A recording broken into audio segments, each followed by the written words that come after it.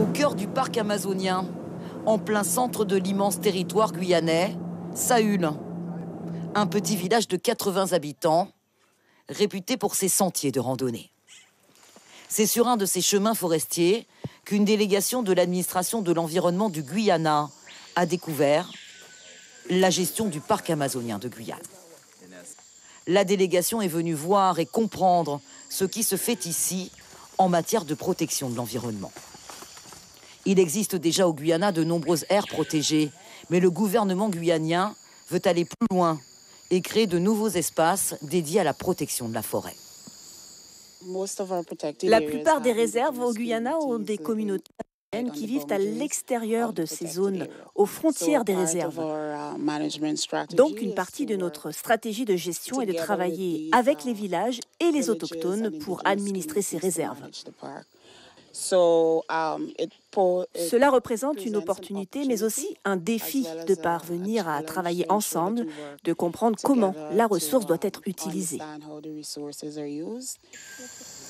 Pour les représentants du parc amazonien de Guyane, cette visite est aussi l'occasion d'échanger avec leurs homologues, leur retour d'expérience.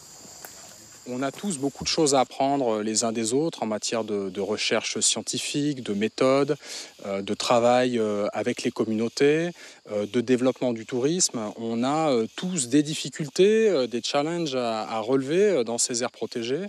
Et donc c'est très intéressant de pouvoir se connaître et de mettre un petit peu en commun des pratiques, des expériences, qu'est-ce qui a marché chez eux, chez nous, et comment on peut aussi essayer de travailler ensemble. La particularité du parc amazonien de Guyane est d'être un parc habité. De nombreuses communautés locales vivent au cœur du parc, ce qui n'existe pas encore au Guyana.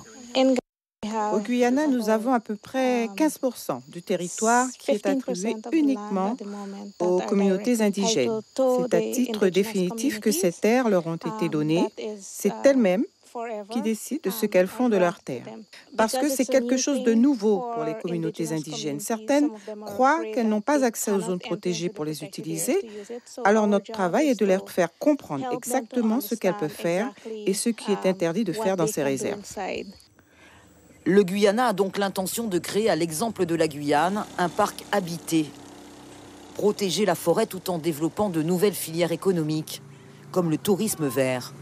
Le village de Saül en est l'illustration. Et la délégation du Guyana l'a bien compris.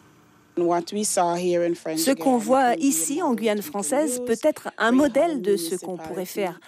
On trouve une municipalité intégrée dans une réserve et on a vu quels sont les types de partenariats. Ça va nous aider à avancer. C'est réellement une bonne expérience qui va nous permettre d'aller plus loin.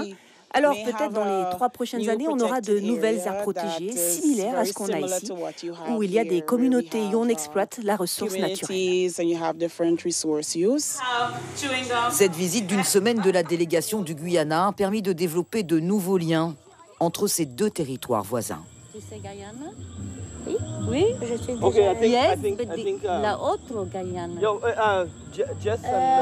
Non. Deux territoires qui partagent la même forêt tropicale et aujourd'hui la même volonté de vouloir la protéger tout en respectant les communautés locales.